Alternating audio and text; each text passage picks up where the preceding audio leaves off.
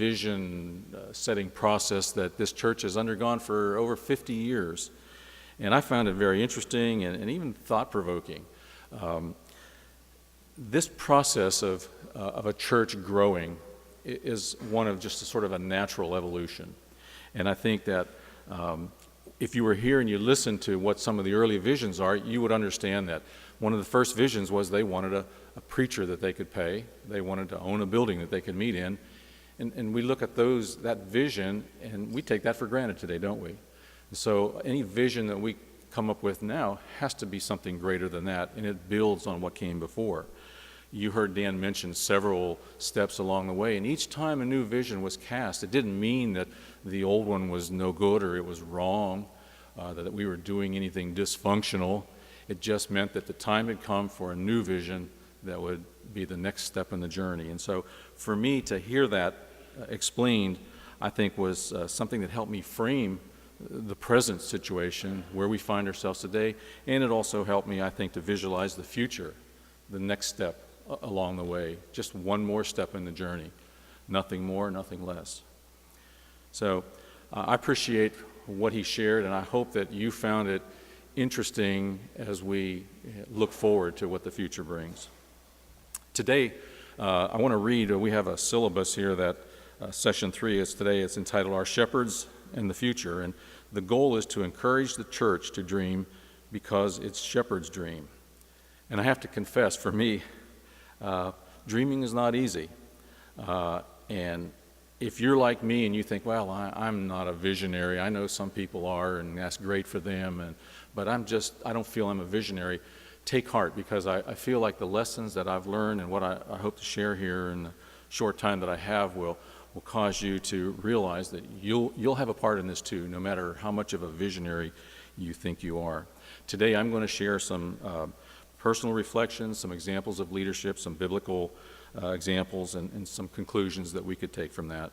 And then Mike is going to get up second, Mike Broyles, and he's going to share some information on various aspects of what a godly vision must look like and how that impacts us and what we need to do with that. And then third, Larry's going to get up and just emphasize how throughout this process how important it is that we be unified and that there's a spirit of oneness among us. I want to give you an example of a great vision. I was reading an article last week, and the article started out, and I'm going to read what the statement says. It says, they had Stone Age technology, but their vision was millennia ahead of their times. They had Stone Age technology, but their vision was millennia ahead of their times. Who are these people? What is this talking about? I can tell you this, it's not about our outdated and worn out software on our computer. It's not about a mediocre, some would say, website. It has nothing to do with any of those things. It has nothing to do with us. This was actually an article that was in National Geographic magazine, last month's issue, about some people that lived 3000 BC, which if you look at the research and what scholars think, that was probably 1,500 years before the time of Moses and when the Israelites were in Egypt, so a long, long time ago. These were people who lived on a desolate chain of islands off the northern coast of Scotland in the North Sea, and they did some amazing things with what they could build and with agriculture. They were just way ahead of their time. Now, I know this has nothing to do with spiritual things, but the question is why were they able to accomplish all that stuff? Why did that happen in a time when it wasn't happening anywhere else? It's because they had a vision. They had a vision and they made it happen. And so that's just to say how important a vision is. I'm going to share a personal story now that has to do with vision or lack thereof. About 35 years ago, I did something that I would never do again, and I would hope that you would never do it again, or never do it if you have. And that was that I yoked myself to an unbeliever in a dental practice. And if you want to read about what the Apostle Paul thinks about that, you can look at 2 Corinthians chapter 6. But within 4 years, that was pretty much a done deal. I was young in my faith. We were wanting to do the right thing. And in 4 years, that situation was pretty much ended. Well, in those early days, I was devastated. I knew I had to do something to support my family and continue my profession. And I took a job in a clinic and to make ends meet. And we were invited to join another dentist that we were acquaintances with to join his practice. He was a Christian dentist. I remember going to their house and them sharing with us. One of the things they shared with us is that they had one set of books for the office and they had another set of books for the IRS. And I thought, well, even at that young age, I thought, well, what? That's crazy. You know, I don't want to be a part of that. And we never did do that, but we were floundering. I was floundering, and I just didn't know what to do, where to go next. But God provided. Without me having any real vision at all of my future, God stepped in, and even with me dragging my feet, afraid to do anything, God eventually brought in Larry Point, who, from the legal aspect, made it happen, and the deal was done, and I bought this practice in Paulsboro, and I'm still there today, 32 years later, blessed beyond what I would have ever hoped, even without a vision of what my hope was. And still today, you know, I'll ask myself, what kind of vision did I have? Was it something that was based on faith, or was it based on fear, or what? I don't know. I believe, though, that God had a vision for me, and just as he does for us as a church, and that even when we drag our feet, and even when we don't want to hear about it, or even though we don't search for it, he's got a vision for us, and he can make it happen if we will just come along. Okay, I want to look at a couple of examples in the biblical realm. There's so many examples of leadership and vision in the Bible. I picked two out of the Old Testament. And I guess we could call these two men reluctant leaders, but I think in the context that I'm talking about, a better term would be poor dreamers or poor visionaries. First one is Moses. You know, think back in Exodus 3. What did Moses do? You know, he killed an Egyptian. He took off so he wouldn't be found out. He's out in the desert taking care of sheep. He encounters God in a burning bush, and everything that God tells him he wants him to do, he resists. In spite of all the miraculous things that were happening, he just didn't want to hear about it. My question for you, at that point in time, what was Moses' vision for the people of Israel? Did he even have one? Or was his vision self-preservation and safety and, maybe that's all the vision that he had? And the second question, was God ultimately able to do something, to use Moses for his purposes? Well, of course. One of the great Old Testament heroes, but not his shining moment as far as being a visionary when he encountered God in that burning bush. What about David? Man after God's own heart, one of the greatest kings of the nation of Israel. In 1 Samuel 16, Samuel anointed him as king, even though Saul was still a king. And you know the story, you've read all the story. Just to sum it up, we can say that from the point that he was anointed through the rest of that book of 1 Samuel, he did nothing but run around and hide in caves and try to avoid Saul, and showed nothing of the courage and the leadership that he would eventually show. And again, the question is, what was David's vision for the nation of Israel at that point in time? And was God able to use him? Again, one of the great Old Testament heroes, of course he was able to use them. And what about the lessons that we might learn from Moses and David? I guess that lesson for me is that even reluctant leaders, or again, a better way of putting it for our purposes, even leaders who struggle to be visionaries can have a place in God, in God's vision for his kingdom, for his church. And so, I shared about a month ago in the class across the hall about how I had gone through, all the elders had done this together, and the ministers, we'd gone through this 40-day vision quest.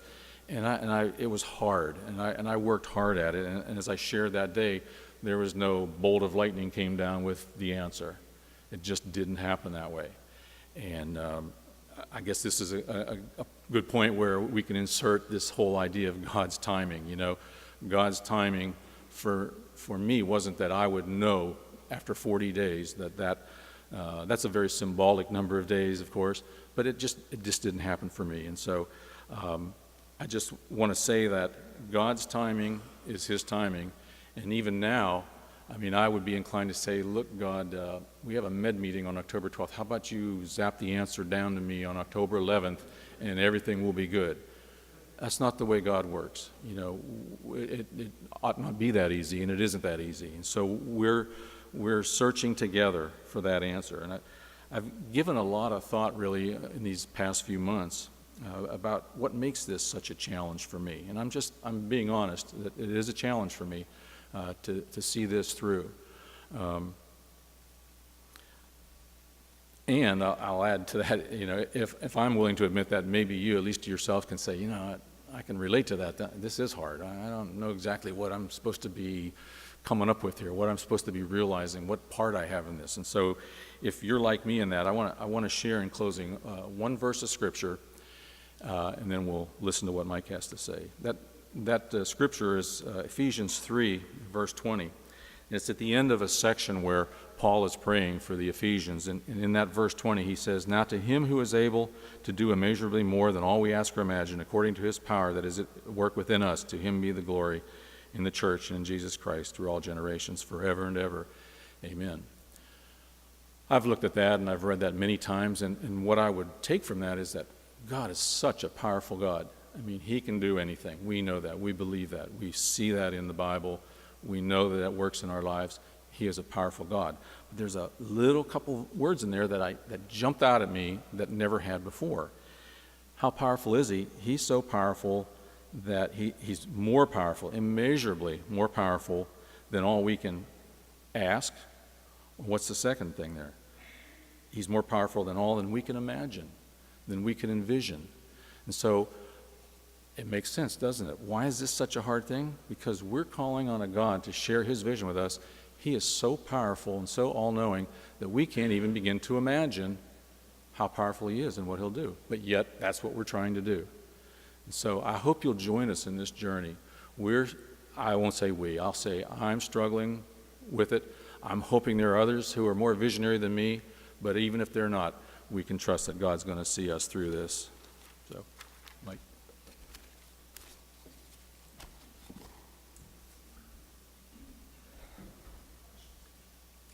Yeah. Okay. Yeah, we're going to have an opportunity for questions when we finish. I don't know if we'll have answers for all of the questions, but we want to encourage you to ask the questions because we're searching for what the answers will be. And hopefully, well, I'm confident that when we're finished with the process, we'll have those answers. You see the sign up there, the slide that says future and vision, and that's what we're talking about. And, you know, in our humanness as the body here, that's what we're looking for. Of course, Greg mentioned what we're really trying to do is this right here. Fulfill God's vision for us and discover what that is. Dan went through a bunch of things last week where we've been in our past. There was a balance of things that were very concrete. There were some things that were very abstract. You know, concrete. We want to have a full-time minister. That's very concrete. Want to have a building. Want to have a new building. Very concrete items. Even in history, in God's Word, we saw times where the vision was very concrete. Very concrete. Hey, Noah, go build an ark. Very concrete, right? An ark. Building a temple. Very concrete.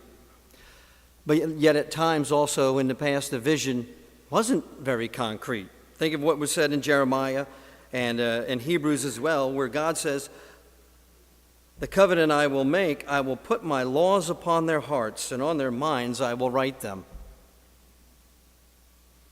Abstract. He tells Abraham, "You'll be a father of many nations." What does that mean? Abstract. So we don't know. We're trying to figure it out, but what we want to do is, through prayer, as we're going through the process, find God's vision for our church. Now, what we can say, in all likelihood, we will be different at the end of the process. Isn't that the way it's supposed to be? Think of, at the micro level, think of a believer. We would all agree that when we put on Christ and we become a believer, that our lives will be different. There'll be something that will be different afterwards. So it fits there just for the vision of us even becoming children of His.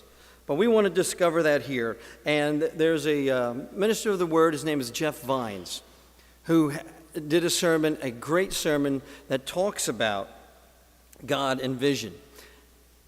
And he called that God's Old Testament vision commonalities. There's a nice phrase.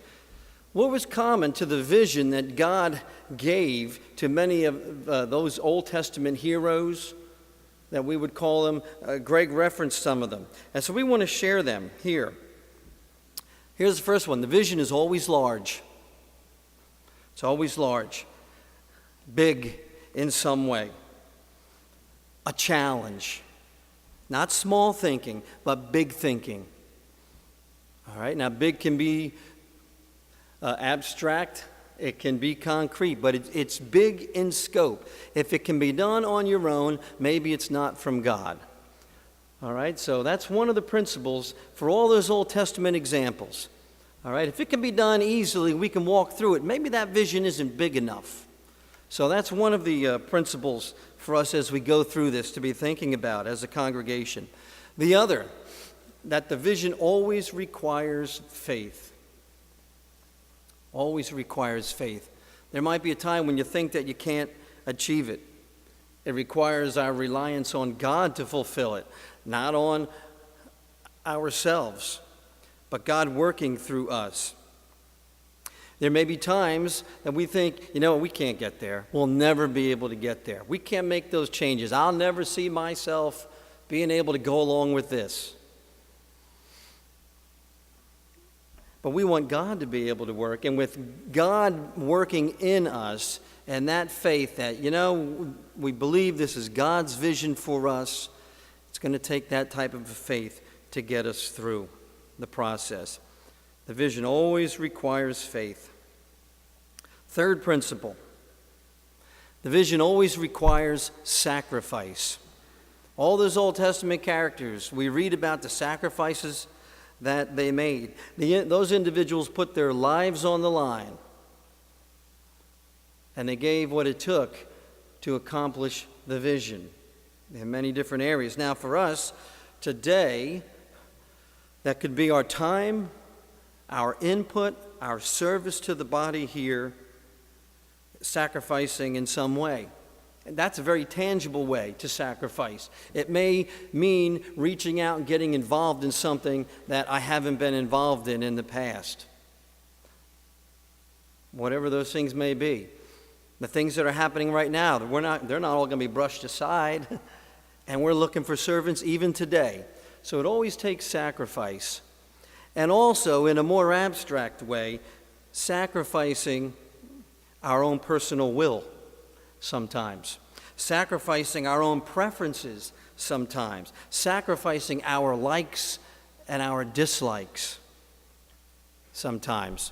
So it's going to take sacrifice, maybe time and energy. It may be, look, I have to say, my way may not be the right way here, or even though I don't like it, I like French fries better than baked potatoes, but I'm at somebody's house, they're serving a baked potato for dinner, I'll eat the baked potato. Okay? So it may involve sacrificing even those things, and that takes faith for us to be able to do that, for sure. And item number 4, that the vision is incredibly exhilarating, Jeff Vine says. Might start out daunting, but excitement builds as you see it getting done, and you realize that your involvement matters in these things. If it's the Lord's work, He'll bless it. All right? If we hit the Lord's vision for our church, not our own vision per se, not my individual vision, if we hit the Lord's vision, He's promised He'll bless it. And it may start out slow, and we may think, we can't get it done, I can't stretch myself that far. If it's His vision for us, it will start to work. And Jeff Vine, he says, as that starts to happen, we'll see it, and we will get excited even more, and we realize, hey, I have a part in this. I have a part in this. So here we go, once again. We'll put them all up there. The vision commonalities to those Old Testament heroes and the like, and they can apply to us today. The vision is always large. Let's think Let's think large, not very small, not put God in a box. Vision always requires faith. We're going to have to rely on God to get it done. If we can get it done by ourselves, then perhaps it's not the vision God would have us pursue. Vision always requires sacrifice. Sacrifice of our time, our energy, maybe our money, sacrifice of my personal likes and dislikes. Vision is incredibly exhilarating as we see it coming to fruition, because if it's God's vision, we know that He'll bless it. And so that's what we're looking to do as we pursue this over the next few months. And we want our vision to be His, God's vision for us. And so we need everybody to be prayerful about discovering His will for our church family in this area at this time. And how can I as an individual, Lord, how can I be stretched to be a part of that? Okay?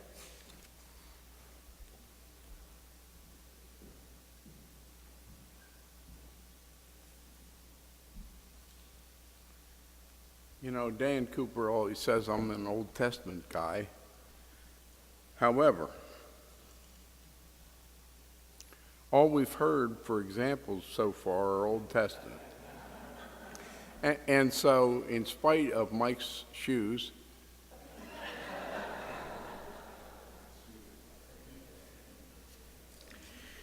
I'm going to talk a little bit and review a little bit and give you a New Testament example.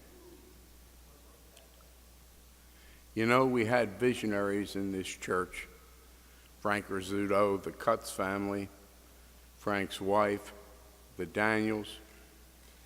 They began in a rented building with just a small group. They had a vision, and they were unified in accomplishing it. They then built kind of a basement with a fellowship hall on it, and later had the vision to put an auditorium, which served us well for a while. There was a vision to plant other churches when we got a little bit cramped in that Holly Extension building, and that was accomplished. And there was unity among those who agreed and began to see that vision come across. And finally, one that I've been involved in, and most of the elders and staff here, the construction of this building. It didn't happen quickly. There was a thought that we ought to start planning more congregations when we became a little bit large for the East Holly building. There was discussions of buying what's now a used car place. There was discussions of buying next door. There were discussions of how to fit an expansion of our then existing building into a place, into a bigger facility. But you see, that didn't happen. We took 5 years trying to get to what you see here now. We bought land, we constructed this building, and it worked out. I don't think you'll have much trouble understanding that it took a unified congregation that bought into and sold out for a common vision. And that kind of thing happens. But it doesn't consistently happen without another thing. This congregation, in my mind, really has a great propensity for unity. Now, that unity didn't come because Frank Rizzuto and later Paul Cantrell had a good vision and were financially astute. It didn't come from there. It came from within the congregation, right through, from the time it was small to the time it got to this size right now. Here, my friends, is something that Dan left out in his sermon last week. He was talking about some passages that talked about unity, and they were correct. But here's the one that I like. Turn to Ephesians 4 if you have a Bible.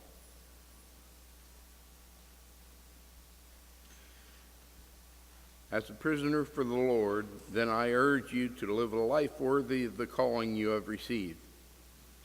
Be completely humble and gentle. Be patient, bearing with one another in love. Make every effort to keep the unity of the Spirit through the bond of peace. There is one body and one Spirit, just as you were called to one hope when you were called, one Lord, one faith, one baptism, one God and Father of all, who is over all and through all and in all. As long as this congregation seeks its vision with a number one priority being the oneness of the congregation, the oneness of God in three parts, the oneness of the Scriptures, we'll be fine. We'll find a vision that everyone will buy into. Because so long as the priority is the same and it's looking toward heaven, some shoulders might bump, but we'll all be going to the same place. No matter whether your vision is at odds with somebody else, when it's all said and done, we're going to be together. This congregation, I've been here since 1968, and this congregation is better at keeping their eye on the prize than any I've had any contact with. With that being said, we'll have some time for questions. Ask the guy with the shoes, and it'll be fine.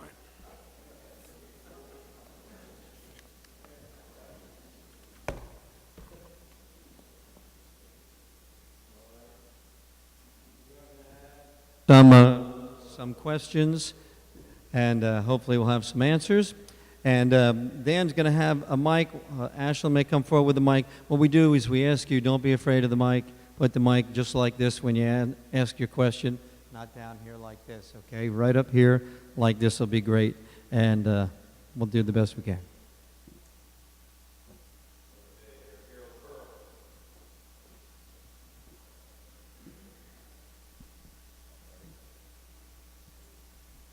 I will try to be clear. I look at it as trying to please a customer. Who is our customer? Is it the town of Pittman and all the surrounding communities, or is it God? I think God is our customer. And what does God want? What does he want from us? Hear, believe, repent, confess, obey, and be baptized is one thing. Well, it's a lot of things. But also to work. So when I start to think of my vision, I'm not a visionary by any means. I look for problems and try to fix them. That's my vision. But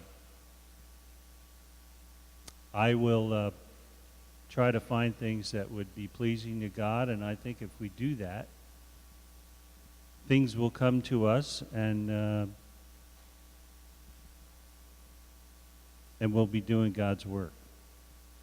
And there is faith in there also. So I hope I'm clear, but probably not.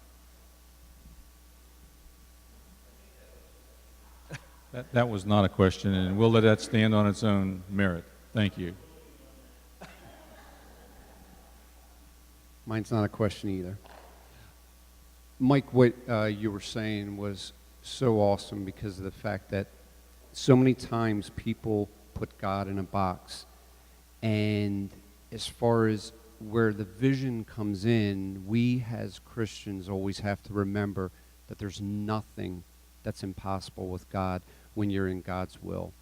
And if we think as far as when God gives a vision to a church, sometimes in our earthly minds, we can't think, how's that ever possible?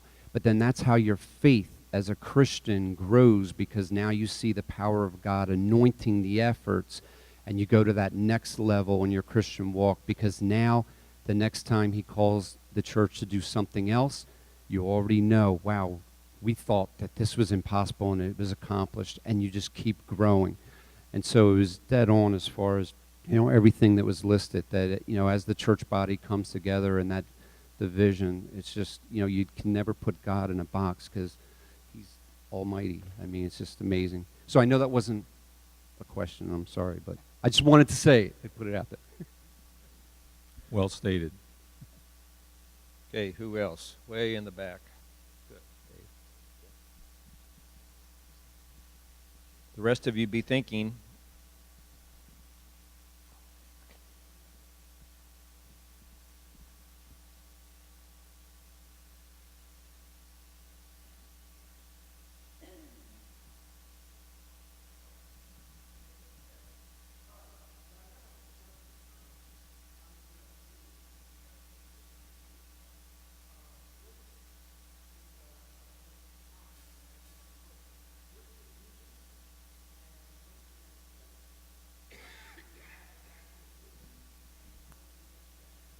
I'll restate it for the people that are maybe watching. The question from back is, what is the vision and what is the next step?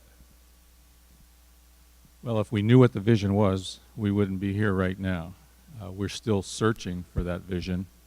And the next step, and the one after that, and the one after that, is to continue to be prayerful about it. Mike mentioned about maybe some things that some of us, not everyone, but some of us need to be working on letting go of what our will is and accept the will of the church. So there's things, but they're abstract, as he said, but the vision is still out there, and we're still searching, and individually and as a church, I think that's the case.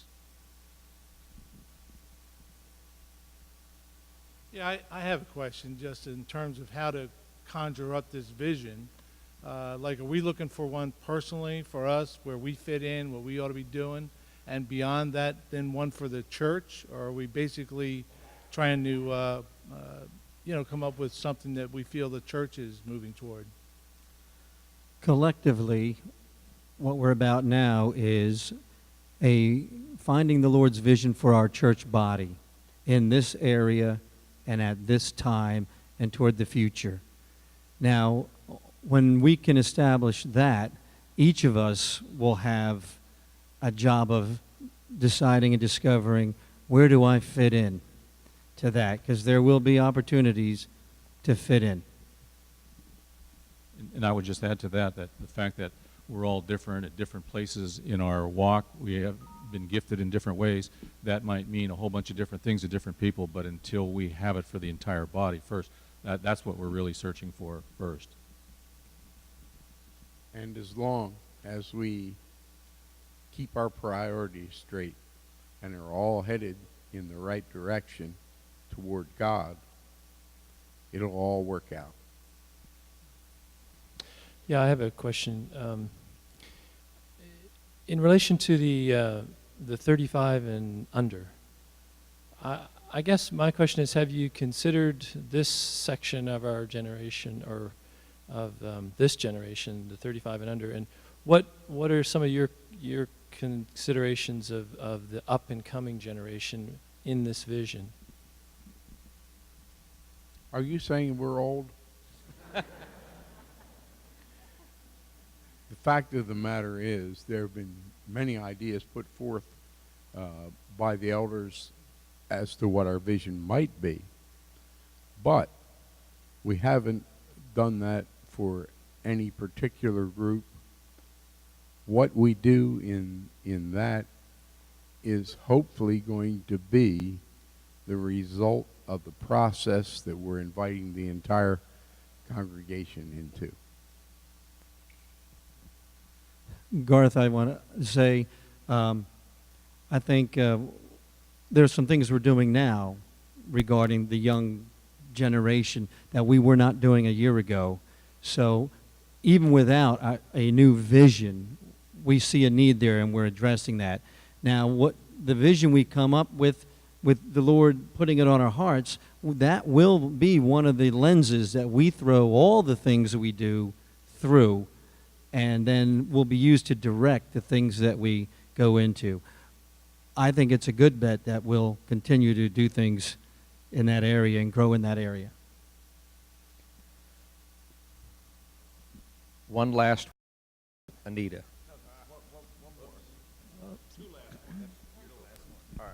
Okay. I feel the vision should be pointed toward Camden. I think that we should have a big revival meeting under tents up there by the lake, and get some of those people from Camden inspired by God. I think that old-time revival meetings worked. I think Kareem spearheaded that some years ago with starting a food program up in Camden. And when he left, it kind of got dropped, the program. But I definitely think that we need to bring God to Camden. Well, I didn't hear a question in there either, but I would say that we all know that God doesn't want for anyone to be lost. Over 35, under 35, black, white, purple, Camden, Gloucester County, the shore, and of course, any vision we have ought to have an area-wide emphasis as well, and we talk about that all the time. So, good point, Anita. Can you hear me? I was wondering specifically if any thought has been given to using this building, which I think is like a remarkable asset and resource, right? This building. To me, I guess because I live both close by, I see it as usually there's nobody here. I love it on Wednesday evenings, I love it on Sundays, and the other 5 days there's a couple people here maybe, but I see just like wings of classrooms that are not being used for anything. They're dark and there's nobody there. So I was wondering if part of the vision might include putting them to work. Like, has anybody ever thought of having some kind of daycare here during the week, or some kind of school or something like that that the building's used for? That's all. I'm always thinking of that, and I was wondering if anybody ever thought of that. You are a visionary. Harry, I think the answer to that is a little process-oriented. Right now, we just have kind of a sporadic use of the building, and kind of somebody comes up with an idea, and we say, oh, yeah, that's a good idea. Go ahead and do it. What we hope a vision will do for us is, once again, it will allow us to say, when ideas come forward, does that fit in with what we're trying to do? And certainly the building will be a part of that. And when maybe a vision process will lead us to a daycare. Would a daycare work? Or any other use of the building. But what the vision would do is give us a focus, concentrate energies, and give us a process for saying, do those ideas, do they fit with where we want to go, or do they not fit with where they want to go? Do those energies actually take us away from the direction we want to go in? So that's why it's so important for us to be together and be prayerful by really discovering, what does the Lord want from our body? We're done. All right. Dismissed.